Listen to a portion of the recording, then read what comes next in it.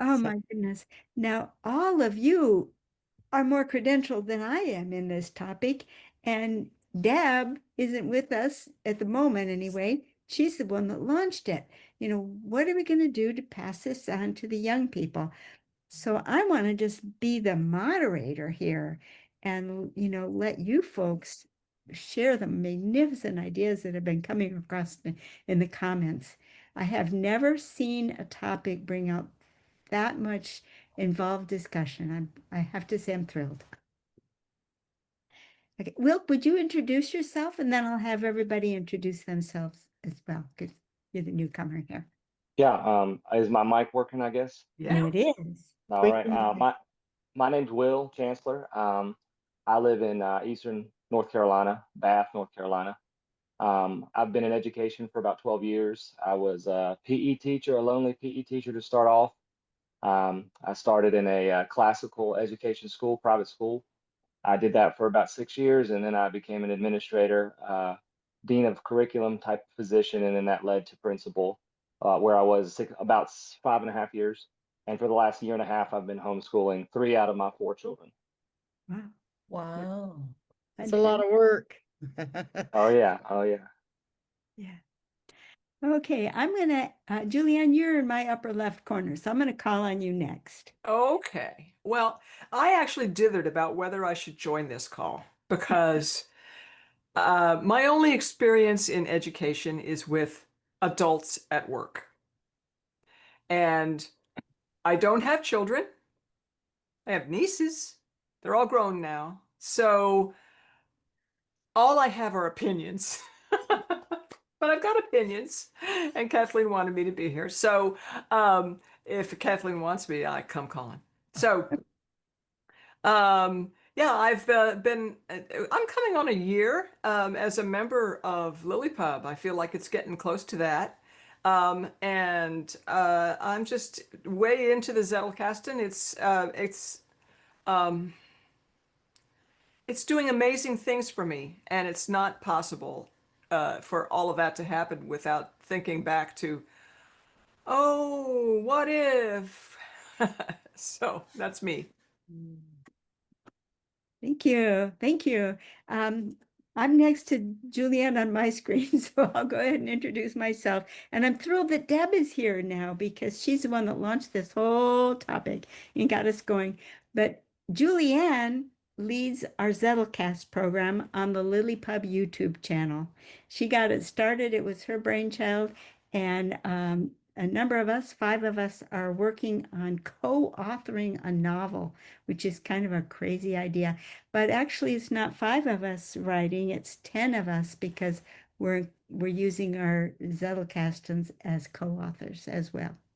So thank you for that. I'm along with Victoria Crowder. She and I founded LiLLiPub, and our purpose is to our original goal was to train writers and to help writers become published authors and help everyone just develop their abilities to their maximum potential. And we've just really enjoyed working with writers. And now with the Zettelkasten group that we've brought in, and Mel has joined us with his old books project and resurrecting logic systems from the medieval times. We've branched out and we're a broader group now. So we're covering a broad range of topics, but we seem to have a really interested group of people. So uh, that's me. I'm just the founder. Just the Um, founder. Yeah. Nobody one of- special, just the well, founder. actually one of three, but our third founder backed away because of, crisis in his family very early on. Quentin Mm. Payne was one of the three founders, but he couldn't remain. Okay, Bev. Oh, I'm nobody. Hi. Wrong. I am a mother of 4 grown adult children, and I am raising my helping raise my grandchildren that are 4 and 2. When I worked, I'm retired, although I work harder now than I did when I worked, I promise you. I worked with HIV and AIDS patients to make sure that they had the medication that they needed to stay alive, and I loved my job very much. I'm from California. I reside in Ohio, unfortunately. But I love my Zettelkasten, and my goal is to teach my grandchildren how to use it. My oldest, well, I've got 12 grandchildren. I've only got 2 I'm raising, so we're good there. The 4-year-old will be 5 years old in August, and she starts school about 10 days after her birthday. So I want her to start off correctly so she can carry it through her whole life, whether we start with pictures or whatever the case may be. And the other one is only 2 years younger than her. She'll be 3 in August. And so what big sister does, little sister follows. And Yeah. so that's where I'm at. So, and I'm here because Kathleen asked me to be here. I don't usually get to make meetings because usually my house is total chaos. Or I'm running somewhere to do something else. So, but I'm glad to be here tonight. I'm thrilled to have you, Bev, because you're the principal advocate for teaching Zettelkasten to the very young. And I just loved your remarks. And the whole idea of making a Zettelkasten a memory box is Yeah, well, right. she's learning her letters. I mean, she can identify them. She just hasn't started writing them yet. And so I was trying to figure out how I could utilize it and get her used to, because, she sees grandma's boxes. Uh-huh. And I'm constantly working on mine, and she's always asking questions. And if I leave my desk, one of them is up here drawing on one of my cards, I try and hide my pens and no, it doesn't work. They find them. And so, that was the first thought was, well, they love to draw, they love to paint, they love to do all of the above and then some. And so why wouldn't you? I mean, and like we were discussing, I can write whatever story they're telling me. Like for Mother's Day, my granddaughter drew this really cute picture, and she told everybody that walked in the house that she made that for grandma, Oh, that this was her and this was grandma, and grandma was like mommy. And she went through the whole thing on why she drew grandma Mother's Day. So I could write all of that on there, hold the picture, put it in her Zettelkasten. And so, when she's an adult, she will have all of her memories from being young. I don't remember my childhood for the most part, and I would love to have something like that, so yeah. thank you, Bev. Jane, would you introduce yourself, please? Of course. Bonjour tout le monde. This is your token Canadian. Yay, And Canada. I live in Edmonton, Alberta. You might have seen some pictures of my beautiful province on the news lately. We recently hosted the G7 leaders here, and it's just as beautiful as it looks. I'm so lucky to live here. I am a professor of history at the University of Alberta, but I just went on a medical leave, and this will be news to friends here, Kathleen and Julianne and others. Long story for another time. Uh-huh.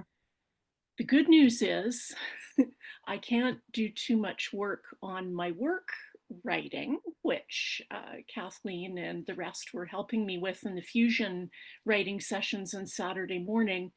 Obviously, I'm a nonfiction writer, but by learning Kathleen's, especially Kathleen's approach to the effortless numbering system, I was able to reinvigorate a Zettelkasten after many years of not using note cards to help to kickstart my research, help get me back on track.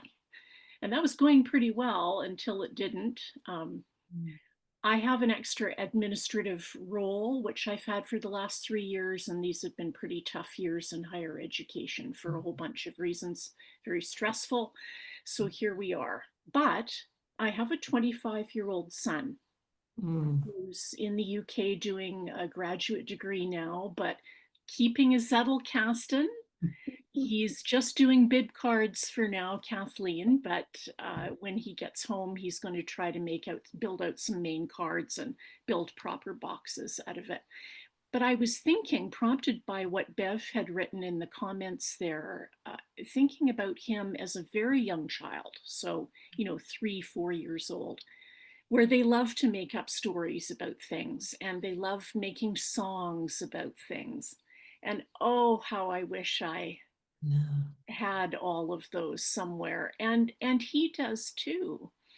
So when we get into it later, I'll tell you I had a couple of ideas, Bev, that might help to supplement some of the things you were saying, because I think you're right on about thinking of it as a memory box that could become organized differently once letters and numbers It put are in. under their belts and writing and things like that. I think that's great. But I'm also planning, when I eventually get back to work, to teach my students a little bit about Zettelkasten and how to do bib cards in particular, as part of helping them learn to be good university students. One of my courses is for our history majors, and I'm supposed to be teaching them theories of history and all this kind of stuff, but they have trouble knowing how to take notes and knowing how to use books. There's tons of information coming at them. They sit with their laptops frantically trying to write down every word I say, but that's not how you learn. And so part of the great thing about Zettelkasten is that it can help you to learn how to learn. And like going back to Adler's book, Kathleen, How to Read a Book. And I think I can give them a few exercises relating to, where's the library and how do I use it, kind of thing. And also they're going to need to do a lot more handwriting because of AI.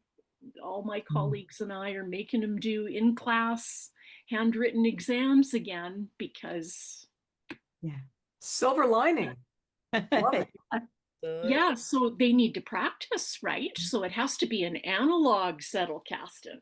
Absolutely. Better. So that's enough for me, I think. Okay. Great to meet those of you that I haven't met before. Great to see you. Okay, Ellen, you're in the next box on my screen. Will you introduce yourself, please? Okay, Ellen McCormack in St. Louis, Missouri. And trying to remember, like Will, my undergrad was in physical education. I did that for 2 years and then entered the convent. And they said to me, you'll never teach phys ed. And I'm like, okay, as long as I can teach. So I taught 2 years of phys ed, loved it, coaching, refereeing, all that. And so I'm retired now, but I taught about 44 years. I've had 2-year-olds, every age, every level of education through graduate school and seminaries. Wow. So loved it all, prefer adults. God bless the little ones. What I loved about the 2- and 3-year-olds, trying to teach them religious education in an Episcopal school setting, what they taught me was, oh, you just got to be in the moment with these kids. Just in the present moment. What a great thing to learn, And then I have to share this because I'm like, holy, this is happening right in front of me. They sit crisscross applesauce on a circle in front of the rug in front of you, and you're teaching a 2-minute lesson. And I'm like, oh my God, I'm seeing a diva in the making right in front of me. That's my oldest granddaughter, by the way. Oh my gosh. So, I can just relate to everything that you guys are sharing. Let me tell you how I got onto this call. I'm not on a medical leave because I'm retired, but May 1st, I was visiting my nephew in Colorado, there to attend. He's got 5 kids. They just lost a 7-month-old in utero. But anyway, I was there from May 1st, May 5th, I'm in the hospital. Oxygen was so low, you got the flu. Anyway, I've not been well since May 1st. Oh my. And my niece flew home with me May 9th. Anyway, to make a long story short, I'm undergoing tests. Now I have to see specialists. But I love my life. It's just so simple. Jane, you were talking about you can't do this or you can't do that. And it's like, I can't either. It's But great. yeah, I'm not running around. I do my little cooking, or I can run to the store. And so let me tell you what caught my attention. Whatever Kathleen Spracklin is doing, I want to support, right? Absolutely. And the way Kathleen's mind works excites me. I am an integrationist by training through my doctoral work and stuff. And I just love this. I'm going to show you this real quick. So I have 3 I don't have kids either, Julianne. I'm in that camp. But here is a picture. Now you can see it's like 3 ships or something. Mhm. He was 5. He's 9 now. And then I got this from his little brother. Mhm. Oh. I got a lot of those. And Yeah. and I've had enough grand nieces and nephews to say, what the hell is that? I don't do it. But I just love this idea of getting children from when they're very young to tell their stories and to have, I wish I would have said to, honey, what does this mean? Right. I Yeah. didn't think to do that. Yeah. These were wrapped up and given to me and at whatever party. But now I would know to do that. Yeah. And then I think the Zettelkasten, I have everything I need for the Zettelkasten. I've tried like 3 times, 3 different ways. And anyway, I'm writing my nonfiction, guys. It's happening. So I'm like, maybe I have to start with the children. But I think, so the one who made this one at 5 is now 9, and he's really smart and he loves to read, and he does these chapter books or whatever. You guys will and know some of that. And I thought he could learn to do bib cards, Oh, yeah. and then I could teach him to say, because I could teach him main card. Just get that main card down, Yeah. and to say, let's file these because, yeah, I think he'll be the mayor of St. Louis at some point. So it's just great, Deb. It's so good to see you. I've been in my own world. Some of it's been intentional. And so I'm just grateful that I found this and saw this, and Kathleen's like, yes, join us. Yeah. We've missed you, Ellen, so I'm glad that you're well enough at least to join us Yeah. today. Yeah, thanks. And finally, our star here, the very person who got the whole thing going, who proposed the whole question of bringing Zettelkasten to children, Wow. host from the Zettelkast show that got us this whole project going, Deb Hart. Deb, would you introduce yourself, please?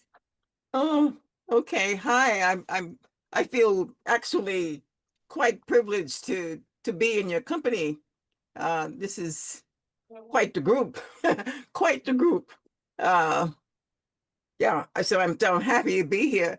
But the thing is, I keep thinking, where would I be if at 7 I had started a Zettelkasten? Yeah, yeah. I mean, I'm 77 now. So Mhm. from 7 to 77, whoa, what a Yeah. treasure trove, Yeah. I would have. What I'm one of the things that's happening with me is something I call a brain sieve. Mhm. Brain Brains. brain sieve. Yes.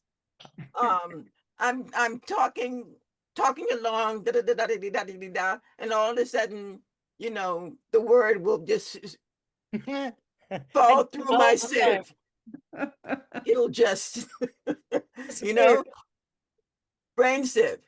So a Zettelkasten would kind of help me with that. It would offset that, and and if I had been keeping it from 7, maybe it would stop it altogether. It wouldn't even be happening. Yeah. So the idea of being able to gift this idea, this methodology to children from the beginning Yeah. is, a kind of a wish fulfilled. I can't do it for myself, but I can, I can propose it Yeah. for others. And I don't have any grandchildren. My daughter is 40, but the idea is that and she doesn't have any children. But the idea is, okay,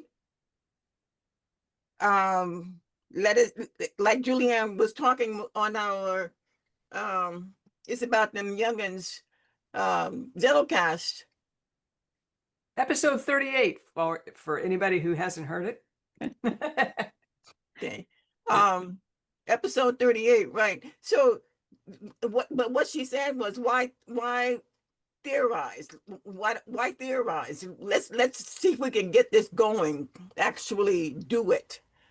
And I'm all for it. Who am I? XIT from 20 years ago. So I mean, it's been so long, and the technology has changed so much. I'm hesitant to even talk about IT at this point, because it's a whole different thing than it was when I was doing it. And that was then, and this is now. So onward and upward, forward we go. Yeah. Okay. Thank you, Deb. And Genevieve has joined us. Genevieve, what we're doing here is we're all taking a couple of minutes to introduce ourselves. Are you in a spot where you can come online and do that? Not really. I'm driving right now, so maybe later. All right. So we'll let you just be fly on the wall for this point in time. Well, the whole purpose of this get together came about as we've been saying, as Deb brought about in her episode of the Zettelcast, where we take turns leading the show with questions that we proposed for the group. And Deb proposed the whole question of bringing the Zettelkasten to young people. And it just engendered such an exciting discussion that I decided to do a mini series on it on my Zettelkast show, and it's brought us all together. So I want to throw the scene open to whoever would like to contribute. So Will, you are in the trenches with young people, teaching them right now. Where do you see this fitting in for your family? Well, I made that one post about differentiating between the three categories of taught information.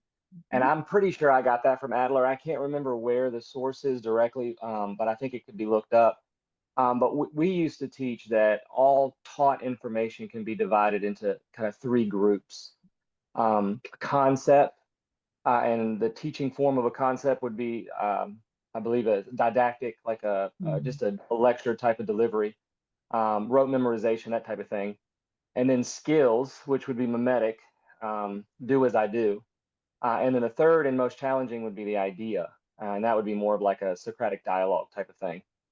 And when I was thinking about y'all's original conversation, my mind immediately went to skills for the young ones, because I feel if you model the behavior long enough, you're developing some sort of skill set to be able to make the practice easier. Because I think the concepts of a Zettelkasten are so, they're not necessarily hard, but when you put them all together, it's a little overwhelming and maybe a bit much for maybe under first grade. So obviously we don't want to start there. And then of course, in my experience, Socratic dialogue is really null and void until they get to be about the grammar, past the grammar phase into the logic phase. So like middle school, maybe as early as fifth grade.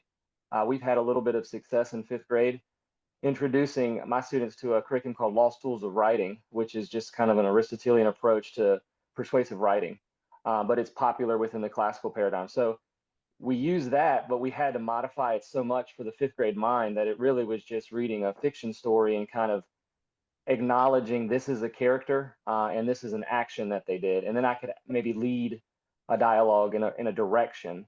But really, it passed before that. It was more just skill based in concepts. Yeah. So with that being said, I focus more on those skills.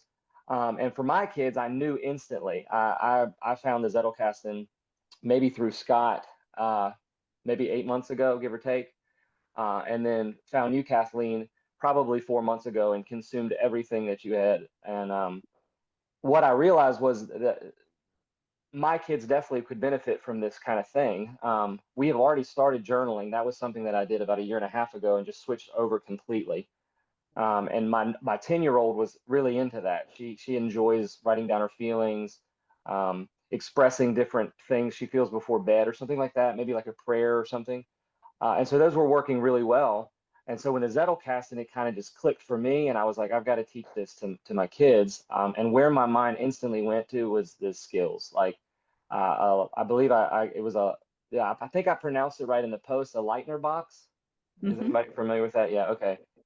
That was really textile and really easy for both my 8-year-old and my 10-year-old just to flip through. My 8-year-old is just turned 8, so he's still on his tail end of his blends, and that really worked well for memorization. And then my daughter is toying with Latin. She wanted to learn something. She suggested French, and I didn't know French, and so I suggested Latin. And so she was like, "Yeah, sure, Dad, whatever." But she just got about 100 vocab words in there. Wow. But then poetic thought, I taught my juniors and seniors a very simple poetry class because they hated it and it broke my heart. Yeah. But all I did was just take some sort of poetic element and teach it every a new one every week. So whether it's a rhyming scheme or whether it's syllable count or whether it's even the fundamentals of poetry like a stanza line, that kind of thing, just real simple for kids that had never read poetry before. So I started doing that to my kids, just thinking that I could help um, practice recognizing those patterns, maybe would be a good way to say it. Um, so with the Lightner box, the journaling, and the poetic thought, that really was my foundation. I mean, I'm just, I've never done this before. My kids are only 10, 8, and 3, and then I've got a 1-year-old who's not quite old enough yet. But yeah, so I'll throw that out there for maybe some thoughts and comments and see what y'all think about that. Okay. Who wants to respond? Amazing. Alexa, I, turn off. I think it's amazing what you're doing, Will. And I love that you added the poetry to it. That's phenomenal. If now that you're in LiLLiPub, you might be interested to know that Victoria is actually going to be teaching a course on reading poetry with the Zettelkasten. And she's going to teach Paradise Lost and The Wasteland. Yeah. So that should be quite a fun course. So you might want to check that out. Yeah, definitely. And so I do have a follow-up because I want to hear what you guys think about the idea.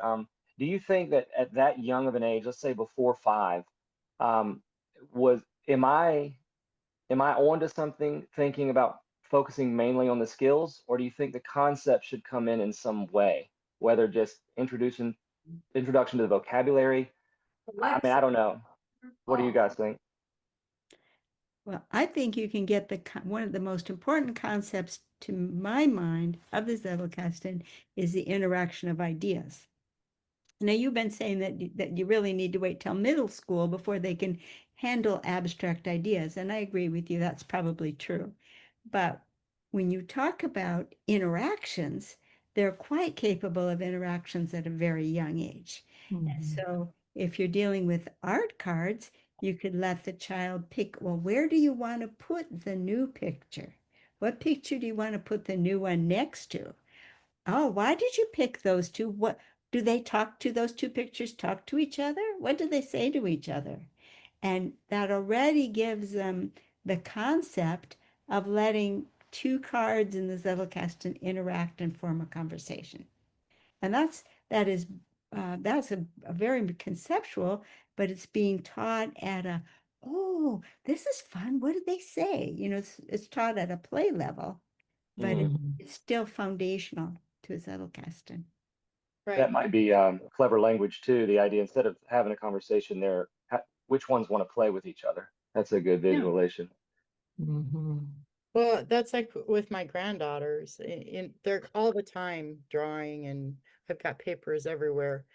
And I had been watching a podcast of a young man that he's about, I'm going to say maybe, everybody looks younger than me.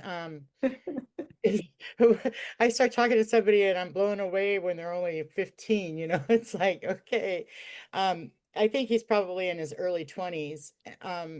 And he was talking about his grandfather passing away. And that when his grandfather passed away, he was given a journal that apparently his grandfather had written for each one of his grandchildren about the things that had happened when they were little and his view on all of it. And he literally, he does a podcast with three full-on adults, and he literally started to cry. And he says, if it ever you think about giving your grandchild a gift, this is the gift to give. He says, please, parents, stop and think about what you're gonna leave to your grandchildren. And that got me thinking. And then the Zettelcast came on, and I was like, well, yeah, that's perfect. They get to contribute, and I can always add cards in there with my own thoughts too. And they're, like I said, they're all the time trying to get on my desk and play in my cards, and what's this for and what's that for, especially the oldest one. And the youngest one gets up and gets my pens and my cards, and I go to sit down, and I've got drawings all over everything. So, I'm like, they're already interested in at least that aspect of it. And that's where the memory box came in, because if I'm contributing and they're telling the stories, I can give my view so that when I'm no longer here, they have all of that in there. As they've grown, they can add as they get their skills and they learn to understand it all. They still have all this from when they were little. Yeah. And, so then they get to carry it through for a lifetime. I've got a girlfriend that is a teacher in Wisconsin, and this year she's teaching 8th grade. And I sent her the link. I'm like, you need to look at this, because she reads a lot too. And I'm like, you need to get this going. And she goes, I could teach that to my class this year. Yes. So I sent her the minimalist series for her to get started. And then my niece is going into she's getting married tomorrow. I'm so sad because I'm not in California for her wedding, but she's going into her second year as for dental school. And I said, before you start school this summer, after you get back from your honeymoon, you need to look at this, because this will help with everything that you struggled with this year. She's like, okay, Auntie, I will, and I'll let you know how it goes. So, little bits here and there, and she's 25, so she's already getting ready to go live her life and do all that she wants. But to me, if we had all start, I wish, because when I was very young, I was an avid reader, and if I had all the bib cards for every book I ever read, I'd be the happiest woman on earth.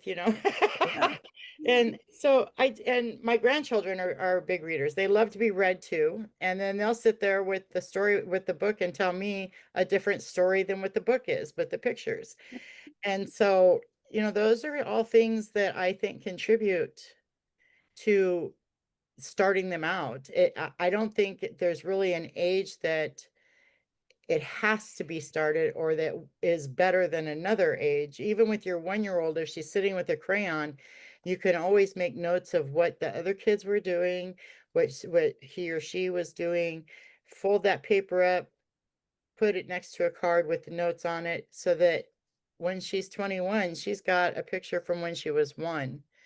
And so, and like in the post I was talking about, my granddaughter got a camera for Christmas, and she walks around the house and outside just snapping pictures, and so why not put those in there? Photography is something that I've always loved, which is why I bought her a camera for Christmas, because I know that the younger they are, the more interested they get, then they carry it through life. And to put some of the pictures that she's taken now at the age of 4, she can compare them when she's 50. You know, I mean, she's got them there. And so I just think that it's such a beautiful gift to give them. And where they take it as they get older is completely up to them, but at least they have a foundation. You know, they'll learn it more and more as they go. I don't intend on, you know, having an index and the bib cards and all of the above, but starting with a memory box for them at this age, and then adding it, you know, as my oldest one learns how to read, I can show her how to make notes on her bib cards, and we can go to the bib cards next. By the time she's out of elementary school and going into junior high or whatever they call it now, middle school, she can know how to do all of it, you know, and use that for the rest of her life.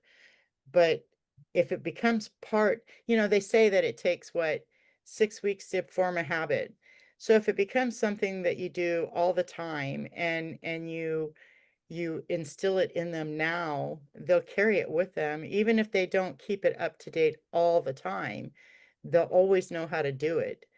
And so you're just giving them the foundation as far as I'm concerned, you know, and some kids learn by writing, some kids learn by coloring, you know, by it depends on their how they learn. You know, some of them are more anal in the brain, they want to read everything, some want to feel it. I'm one of those, I have to see it and do it. I can read the instructions, but then I have to go one step at a time to figure out what the heck they're talking about, you know. If I do it or I see somebody else do it, I can do it just like that, you know. And so that's what I was trying to say in that one post, was letting them find their own way and what's best for them, rather than being stuck on, you've got to learn this, and this. Letting them feel it out and find what's best for them as the way that they learn. It still gives them the advantage of everybody else that they're going to meet as they go through school, you know? And so that's where my thought process is anyway. Here, here. Yeah. Oh, sorry, Deb. I interrupted you. She just said, Oh, no, I was just giving an amen and a clap to that, you know, because Okay, yeah. I do too. I had an idea, just to your point, Will, about concepts, but also what you're saying, Bev, about letting them find their own way to do things in a memory box. And a kind of a brainwave came to me this afternoon. I was thinking about Victoria's Zettelkasten for fiction. And because I was thinking about my son and his story making, he loved to tell stories about his teddy bear, and his teddy bear's name was Cubby. And the Cubby stories were legendary. And sometimes the Cubby stories would go on and on and on and on. But that made me think, you know, Victoria and her Zettelkasten uses characters as a way of organizing at least part of her box. And so I thought, what about an effortless stickering system? So instead of numbers, okay, I am not an artist, but let's say Alexander's 3 again. He's telling me a Cubby story. Cubby is the main character in the story. And I get him to draw a picture of Cubby, and he does. And let's give Cubby the color orange. Okay. All right. Yeah. And then he also loved to tell stories about Bunny, was one of his other stuffies, and you know, let's say that Bun really likes the color blue, and she's also in the story. So when there's a story that has the two of them in it, very Yeah. right? And Yeah. so there's kind of a concept of how to organize things going on in here, but it would be fun. And it could just be like little stars that are different colors, or little, there's stickers of everything now, and they're cheap. So this would be an affordable way to do it too. But for the really little guys, that might be fun. And they're actually learning how to organize things in a system, but they don't have to know their numbers and their letters yet. And I'll bet you anything that they would learn this very quickly, because it's like you said, Kathleen, it's like, who do they want to be friends with? Where does this card want to go? And start with their idea of the important character in the story or the topic of the artwork or whatever it is, might be a way to get them thinking about how to organize their cards, so that the effortless numbering system doesn't kind of appear out of nowhere. Okay. Anyway, Nice. That's a Good one. brilliant idea. Very anybody good. with 3-year-olds, go ahead and experiment on them and let me know how it went. My granddaughter will be 3 in August. The youngest one Oh, will be 3 in perfect, August. Yeah. perfect. So Yeah. Genevieve, you didn't get a chance to introduce yourself. Do you want to do that? And Sure. Genevieve Rasmussen.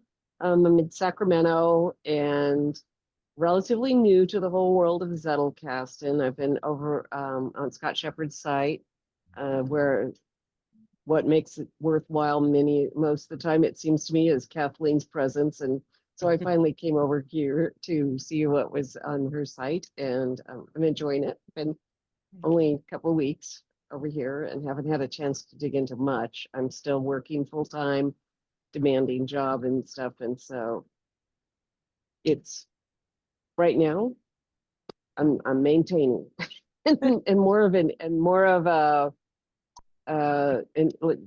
eavesdropper on the processes and stuff. Really, I really don't have much time for anything else. Got a little gust of wind here in the backyard. So, but anyways, is that kind of what people were talking about yep. for their introductions? Yep, just saying a little bit about themselves and what brought them to the group. So thank you. And you're coming up on having more time pretty soon, aren't you? Yeah, I'm hoping in a few months I'll be retired and trying to settle on the date, but September, October, somewhere in there, November, before the end of the year, All I'm right. gonna do it. Yep.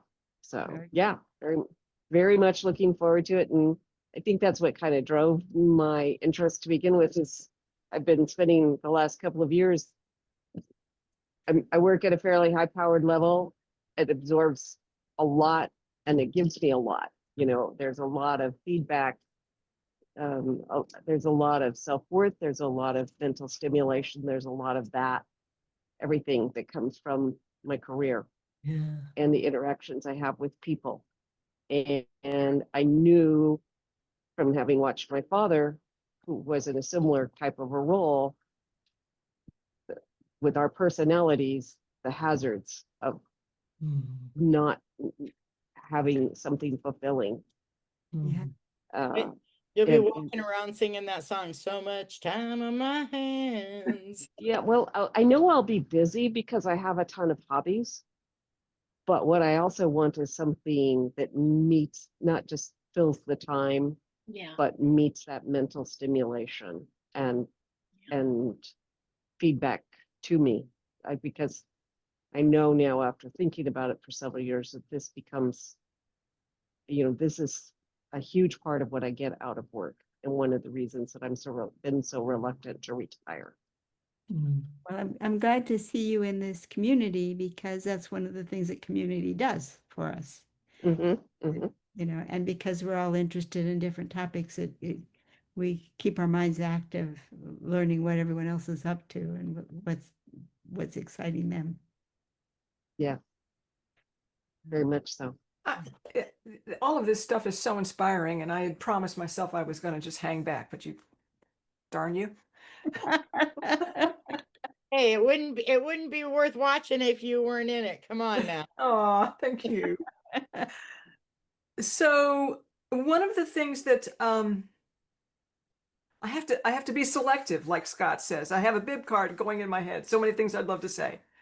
But just riffing off of what Genevieve was just saying, I'm newly retired also.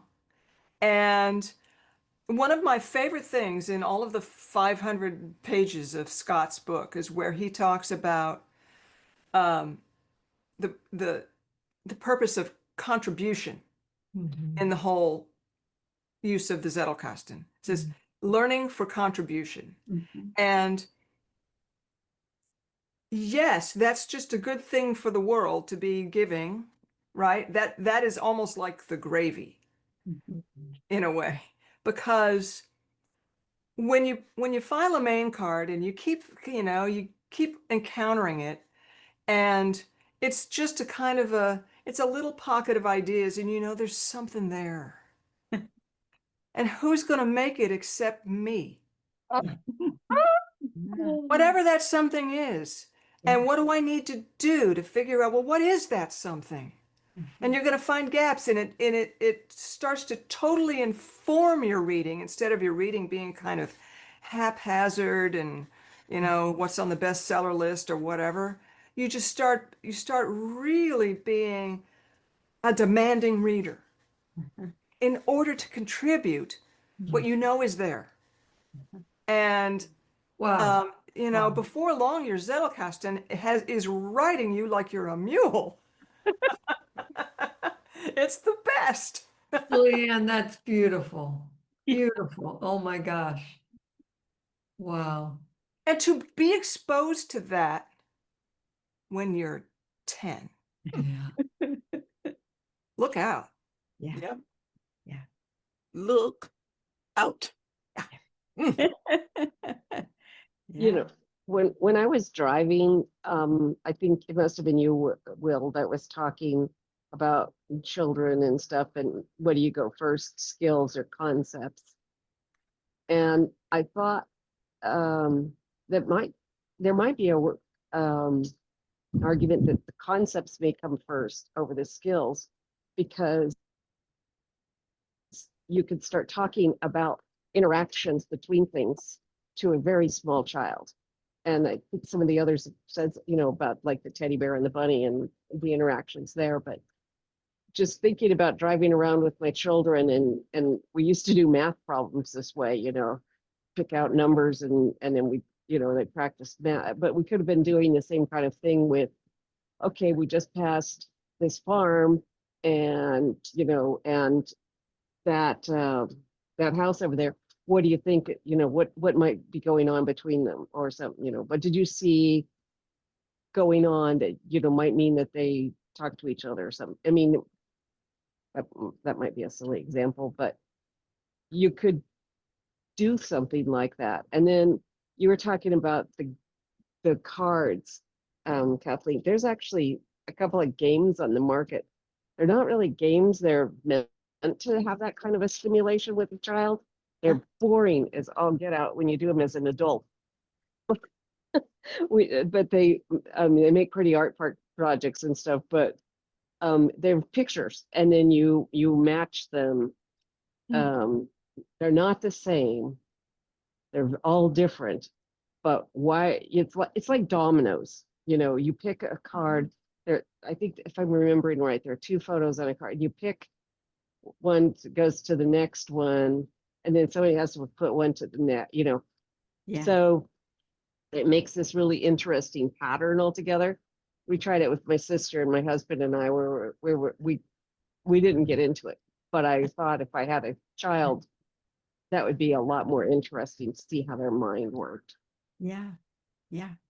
I'm thinking that just to pick up on what you were just saying, Genevieve, the 28 character traits that I think are perfect for children, because you read the story, the kindergarten story, and whatever it is, and you have them categorize, understand what modesty is, understand what each one of the character traits means on, and you can do it, you can demo it on every level.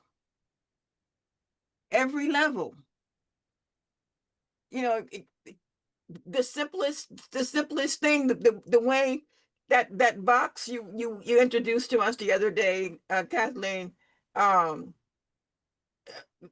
where the children had drawn stories Uh-huh. to represent each character trait.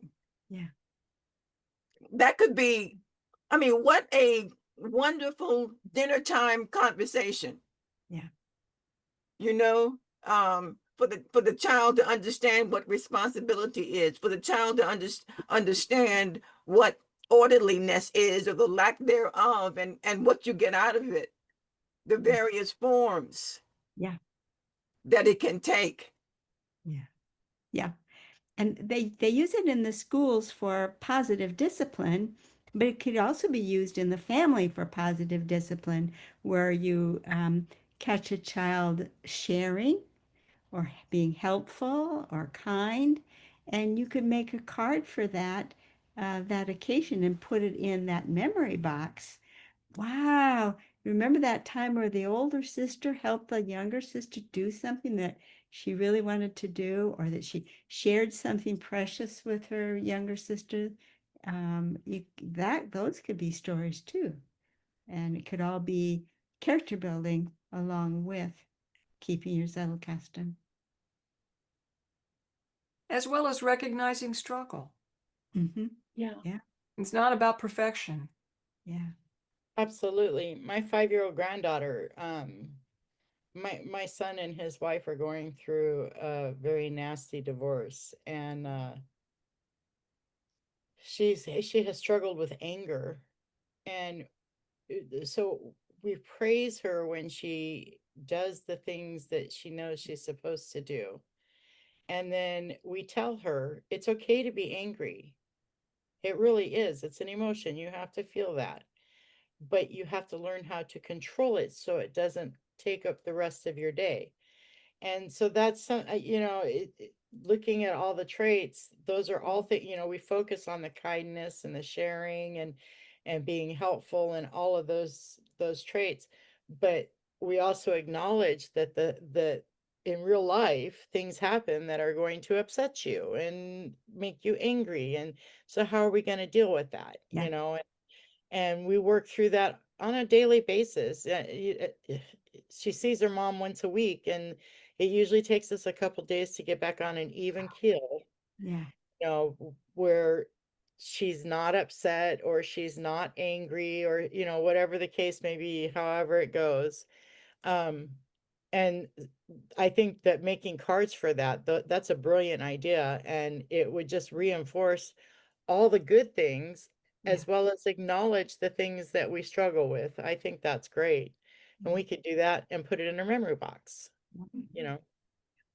So, And there's problem solving too. Say a child wants to be sharing, but the thing that the little one wants to play with is delicate and would likely ruin it if the older child let them have it.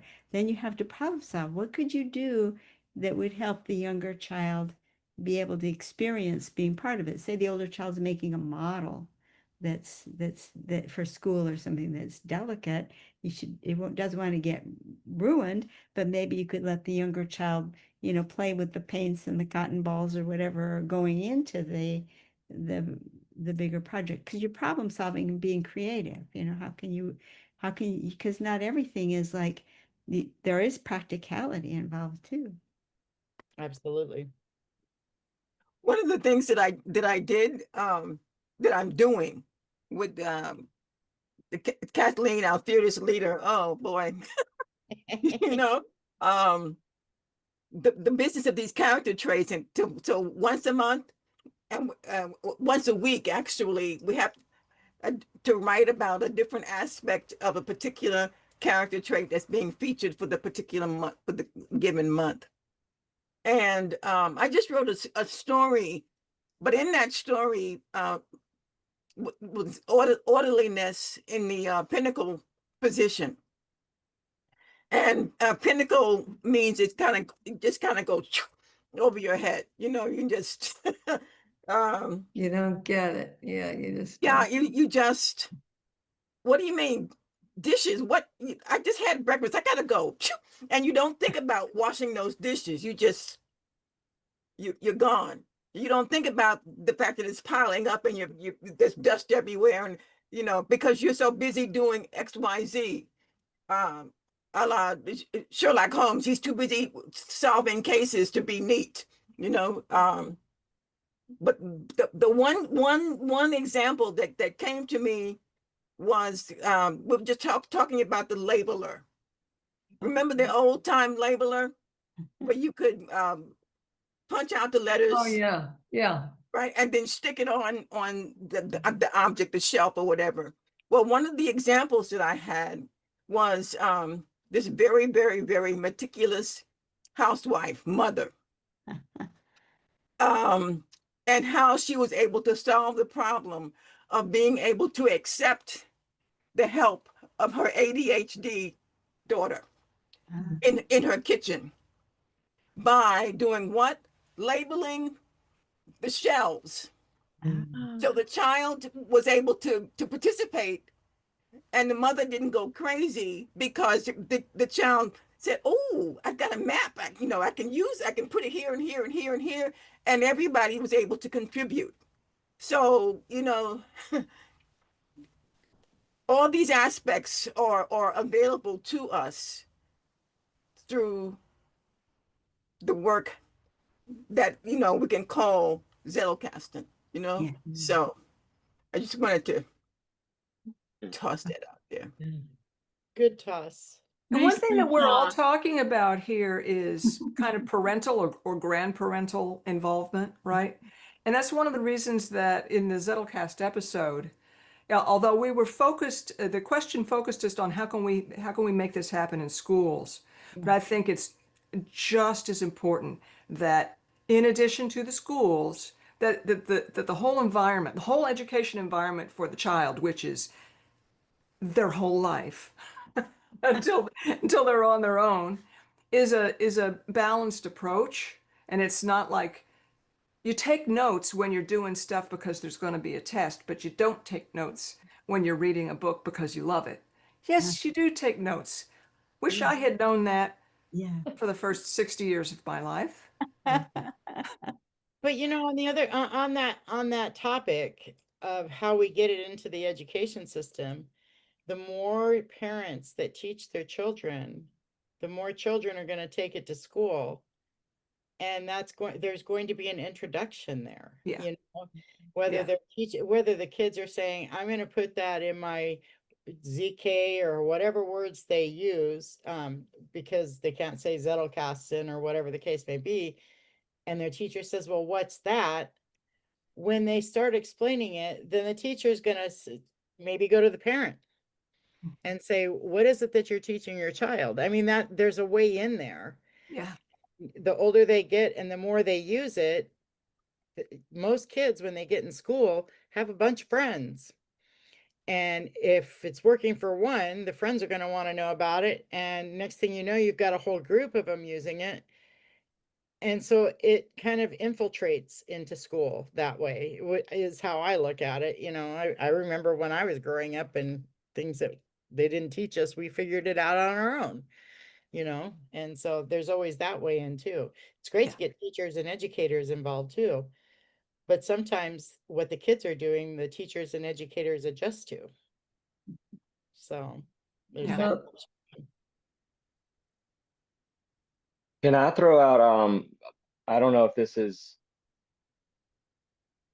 maybe a framework, but one of the things, and you all of you do this probably, but within the classical world, we talk a lot about our ideal student, like what the adult that leaves, that embraces the good, the beautiful, and the true.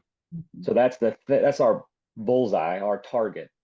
And because we define what that is and the skills or the knowledge that they need to have in order to be that, we work backwards. So we go, what would they look like when they leave out the door? Like what visions would they have? What core knowledge would they have? What things would they embrace as being a part of their reality or a part of their soul? And then we say, well, what does that look like in 11th grade, and then 10th grade, and then 3rd grade, and then 1st grade? And so if I'm allowed to use that structure and say my bullseye is a competent human that can not just, I think Kathleen, you said this in one of your mini podcasts, is like, we don't just want to use or interact with the Zettelkasten. We want to begin to train ourselves to think like a Zettelkasten. And the way I took that is that there's something with the branching that happens innate in the organization that is really making like a horizontal connection. And so all of a sudden we get these branches of information, and we're really developing synthesized thoughts like over our lifetimes, right? So if that's the type of kid that I want, that human being, whatever age it is, that can think like a Zettelkasten, that's my target. What my mind wants to do is then say, okay, if that's the target, what are the things that ideal graduate would possess? I listed out just 5 things right off the top of the head. But if we could pick something, and then what I would want to do, well, this is what we did at the school, is then I would pick something. So if it is a virtue, right? Like honesty comes up a lot. We want our kids to be honest.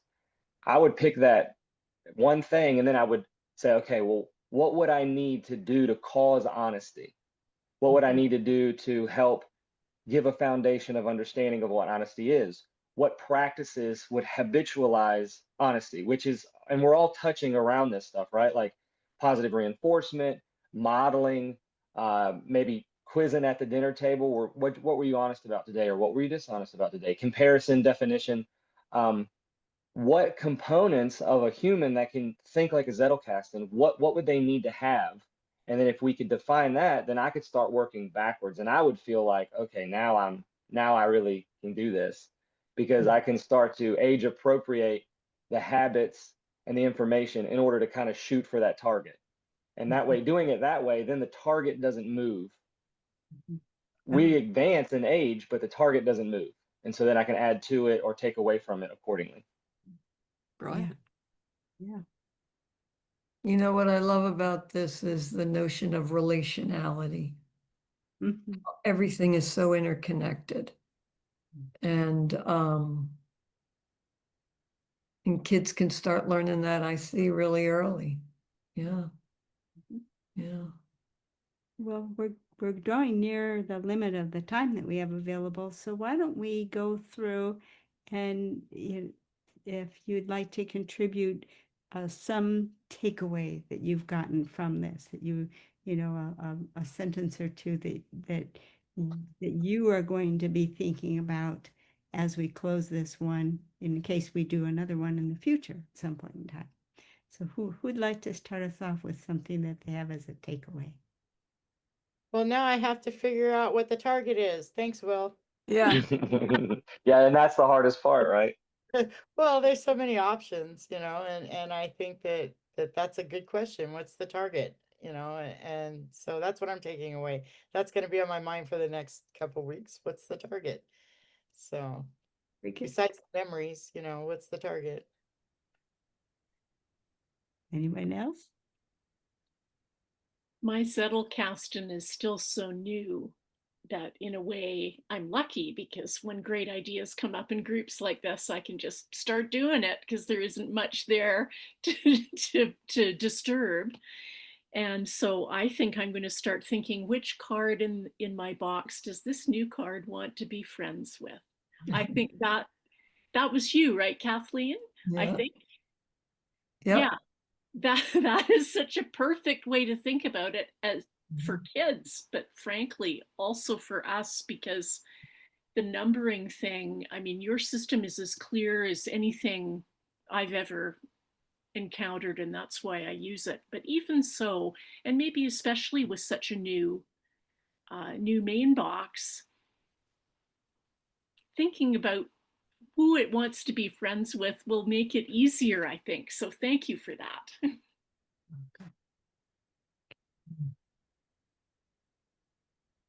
Who else? I'm on the 28 character traits. It seems to me that encompasses almost everything, and you can think in terms of age appropriate examples, so it's almost right there, solution in a box, Teaches everything how to be a good human, that's for sure. yeah, yeah. That and everyone should have one of your t-shirts, Deb. Yeah. That is a fantastic t-shirt.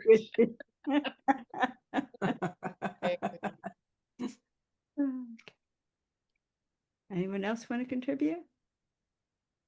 I think that I used to have a mentor that used to say, "Surely we can all agree." And my sum would be, surely we all agree that the practice is transformative. And it's not a transformative to some sort of vice. It's a transformation to virtue. And that's pretty exciting. And I think I see the passion in everybody, whether you're just starting off or whether you're seasoned. Um, we want transformation to some sort of virtue and away from vice. So yeah, just to combine those two thoughts, that's what I definitely feel that from this meeting.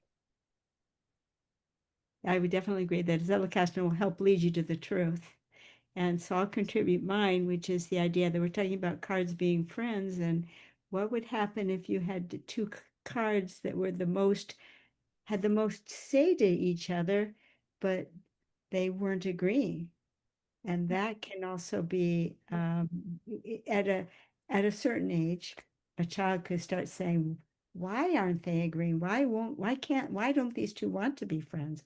What do they have that's different? And so you start using discrimination, learning to just to compare things. So see now, Kathleen, I think you need to do a video a day on how to create a card for children on Oh. all 28 character traits. Oh, now that would be a delight because the thing that bothers me the most, I love teaching the Zettelkasten, but my thing is the character traits. And Right. so I've been pulled so much off into the Zettelkasten world that I pine for the time with the character traits. Well, See, you so could do you could character combine traits it. for kids. Yeah. Yeah, you could combine it and you could show the positive and the negative and Yeah. make it into a Zettelkasten card. Yeah. And following Deb's from all the way up. Yeah. Yeah, You know, absolutely. from preschool to Deb and I are both 77, so in a few years we're going to be octogenarians. So what could seniors learn from the character traits Yeah. we didn't need to know when we were in our work years? Absolutely. Anyone I else? think that's good. Anyone else? Lots of possibilities, lots of possibility. Yeah. One of the things that I've been hearing, and it certainly rings true for me, is the power of story at the earliest age. Hearing stories, the story of Bunny and my grandfather would make up stories about a character named Boo Boo. Oh, I wish. Oh, I wish. Oh, I wish. You know, those were, I mean, they're just very pleasant little memories that he did that. He just riffed and he would keep on going the next night. And, but with a practice of, I mean, this practice is not like putting a butterfly with a pin in it and remembering that it was beautiful. It keeps the whatever you love alive in a new way, in a new way, in a new way. And I think that the way that kids' stuff gets preserved is transformed by these ideas, because it's not, oh, I remember when. It's I am my memories of when.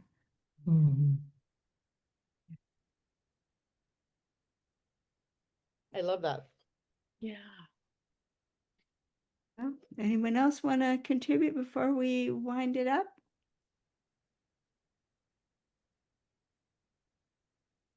Just thank you. Yeah. All right. Well, then Thank let's you, everyone. Yeah. let's close for now and not say that, well, everyone here is a member of LiLLiPub. I invited outward audiences and Will joined us in LiLLiPub. So now Just in time. Yay. so it's easy for us to get together. There are 2 calls a week already scheduled, office hours for Zettelkasten. Tuesdays in the morning in Pacific time at 10 and Thursday afternoon at this time. So you're all welcome to come at any time and continue the discussion.